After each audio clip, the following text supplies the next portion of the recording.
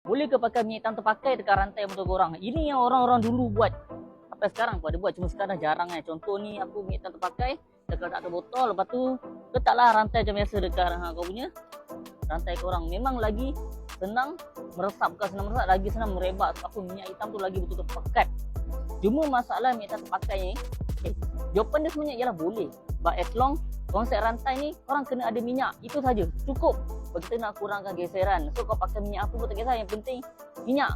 Cuma persoalan dia first, kalau minyak hitam terpakai ni dia dah bercampur dengan habuk-habuk enjin-enjin korang yang kotor, so akan buat rantai korang tu pun makin lama sebenarnya jadi kasar agak sebenarnya. Sebab kotoran-kotoran habuk pun semua tu sekali dalam minyak yang terpakai tu. Itu persoalan dia. Yang kedua, macam biasalah, jangan terpecik dekat sport rim. Minyak hitam terpakai ni dah hitam. Lepas tu bila korang berjalan, dia tak cepat kering, dia terlampau likat. Sampai korang berjalan, dia akan bercek kat sport rim, akan jadi terlampau kotor. Itu normal lah.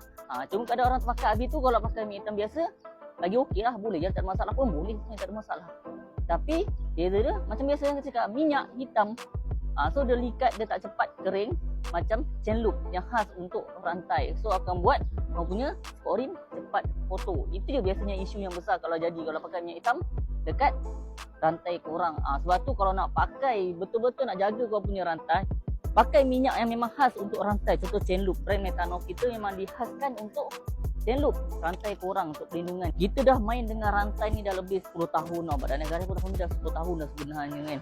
Sebab tu bila kita dah pakai macam-macam chain loop, akhirnya kita keluarkan formula kita sendiri memang khas untuk jaga untuk rantai motor korang kan. Ataupun sakit mata tau. Pakai tak sampai 2 bulan dah jahanam. Padahal baru tukar dengan kita orang kan 2 bulan lepas. Lepas tu pakai cari chain loop yang betul-betul likat, yang betul jaga korang punya rantai, betul rantai o-ring dia meresap. So yang paling penting, pakai pun sport rim tak kotor. Sebab apa? Tak terlampau cair. And then hujan panas pun tak senang kering minyak rantai korang.